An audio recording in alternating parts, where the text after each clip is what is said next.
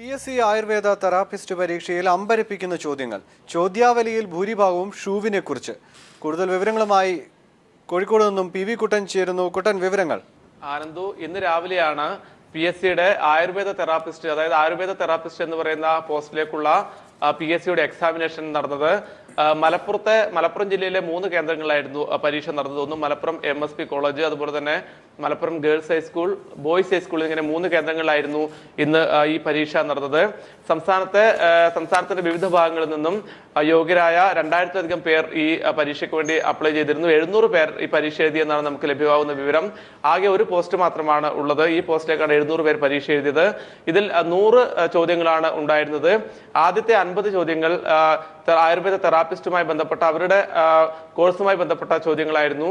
ബാക്കി 50 ചോദ്യങ്ങൾ, 100-ൽ ബാക്കി 50 ചോദ്യങ്ങൾ പൊതുവിജ്ഞാനം സംബന്ധിച്ച ചോദ്യങ്ങളാണ് വരേണ്ടിയിരുന്നത്. അത്തരത്തിലായിരുന്നു ഇവരുടെ ചോദ്യഘടന രൂപീകരിച്ചിരുന്നത് എന്നാണ് നമുക്ക് അറിയാൻ വേണ്ടി സാധിക്കുന്നത്. എന്നാൽ ജനറൽ നോളജിന്റെ വിഭാഗത്തിൽ വന്ന 50 ചോദ്യങ്ങളും അമ്പരപ്പിക്കുന്ന ചോദ്യങ്ങളാണ്. ഈ 50-ൽ ഭൂരിഭാഗവും ഷൂവിനെ കുറിച്ചുള്ള ചോദ്യങ്ങളാണ്. വളരെ രസകരവും വളരെ അമ്പരപ്പിക്കുന്നതുമായ ചോദ്യങ്ങൾ. ഒരുപക്ഷെ നമുക്ക് സാധാരണ ആ ചോദ്യങ്ങൾ വായിക്കുമ്പോൾ നല്ല ചോദ്യങ്ങളായിട്ട് തോന്നുമെങ്കിലും ഈ പരീക്ഷയ്ക്ക്, അതായത് ആയുർവേദ തെറാപ്പിസ്റ്റിന്റെ പരീക്ഷ PSCയുടെ എക്സാമിനകത്ത് ഇത്തരം ഷൂവിനെ കുറിച്ചുള്ള ചോദ്യങ്ങളുടെ പ്രാധാന്യം എന്താണ് എന്ന് എഴുതിയവർക്കും മനസ്സിലായില്ല. ആ ചോദ്യം വായിച്ച എനിക്കും എന്താണ് അവിടെ സംഭവിച്ചതെന്ന് മനസ്സിലാവുന്നില്ല. വളരെ രസകരമായ ചോദ്യങ്ങൾ. അതിൽ 1-2 ചോദ്യങ്ങൾ ഞാൻ പറയാം. ഏത് വസ്തു കൊണ്ടാണ് ഷൂവിന്റെ ഇൻസോൾ നിർമ്മിക്കുന്നത് എന്നാണ് ഒരു ചോദ്യം. ഇതിന് 4 ഉത്തരം നൽകിയിരിക്കുന്നു. അതുപോലെ തന്നെ 4 ഷൂ ഐറ്റങ്ങളുടെ പേര് നൽകിക്കൊണ്ട് ഇവയിൽ ഡാൻസ് ഷൂ അല്ലാത്തത് ഏതാണ് എന്നുള്ള ഒരു അമ്പരപ്പിക്കുന്ന ചോദ്യമാണ് മറ്റൊരു ചോദ്യം. റീബോക്ക് ഷൂവിന്റെ ഉപജ്ഞാതാവ് ആര് എന്നാണ് വേറൊരു ചോദ്യം. ഒരു വ്യക്തിക്ക് കൂടുതൽ ഉയരം തോന്നിക്കാൻ സഹായിക്കുന്ന ഷൂവിന്റെ ഭാഗം ഏതാണ് എന്നും ഈ ചോദ്യകർത്താവ് ഇതിൽ ചോദിച്ചിട്ടുണ്ട്. അതുപോലെ തന്നെ ഷൂവിന്റെ വലിപ്പം അളക്കുന്ന ഉപകരണം ഏതാണ് എന്ന് ചോദിക്കുന്നു. മറ്റൊരു ചോദ്യം, ലെതറിൽ മുദ്രകൾ പതിപ്പിക്കാൻ സഹായിക്കുന്ന മെഷീൻ ഏതാണ്? ഇത്തരത്തിൽ വളരെ കൗതുകരവും അമ്പരപ്പിക്കുന്നതുമായ ചോദ്യങ്ങളാണ് ആയുർവേദ തെറാപ്പിസ്റ്റ് PSC എക്സാമിന് വന്നിരിക്കുന്നത്. അനന്തു, തീർച്ചയായും പൊതുവിജ്ഞാനം എന്ന് പറയുമ്പോൾ നമ്മൾക്ക് എല്ലാവർക്കും അറിയാം, വളരെ ഇമ്പോർട്ടൻ്റ് ആയ ഒരുപാട് ക്വസ്റ്റ്യൻസ് നാളുകളായി ഒരുപാട് PSC എക്സാമുകൾ എഴുതുന്ന ഒരുപാട് ആളുകളും നമ്മോടൊപ്പമുണ്ട്. അപ്പോൾ ഇപ്പോൾ ഇത്തരത്തിലൊരു ക്വസ്റ്റ്യൻ ഒരുപക്ഷെ എന്തെങ്കിലും മാറിപ്പോയതാണോ, അല്ലെങ്കിൽ എന്തെങ്കിലും ഒരു അട്ടിമറി സാധ്യത, ഇപ്പോൾ ഈ ഒരു പോസ്റ്റിന് വേണ്ടി ഒരു അട്ടിമറി സാധ്യത എന്തെങ്കിലും കാണുന്നുണ്ടോ? കുട്ടനിലേക്ക് തന്നെ തിരികെ എത്താം.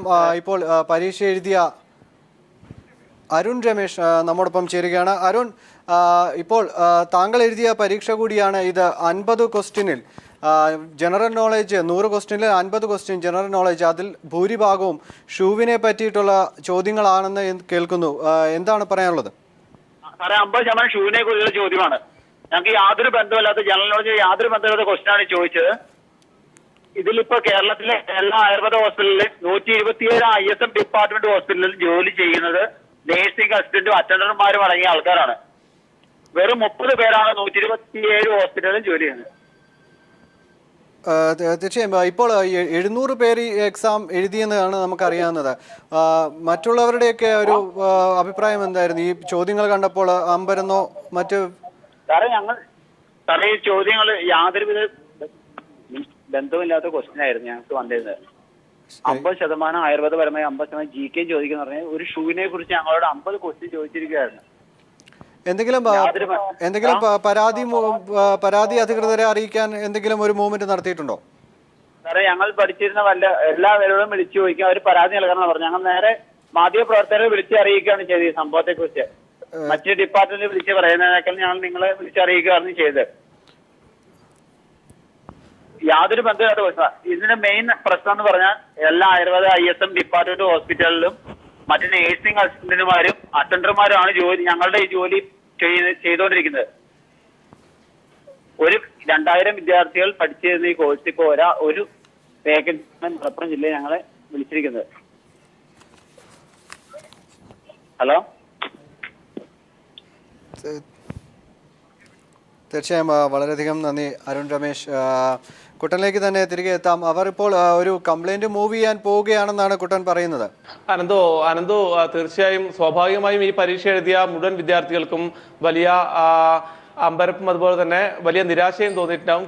കാരണം ഒരു പോസ്റ്റാണ് ഉള്ളത്. ഈ പോസ്റ്റിലേക്കാണ് PSC ഇന്ന് പരീക്ഷ നടത്തിയത്. രാവിലെ 7:30 മണിക്കാണ് പരീക്ഷ ആരംഭിച്ചത്.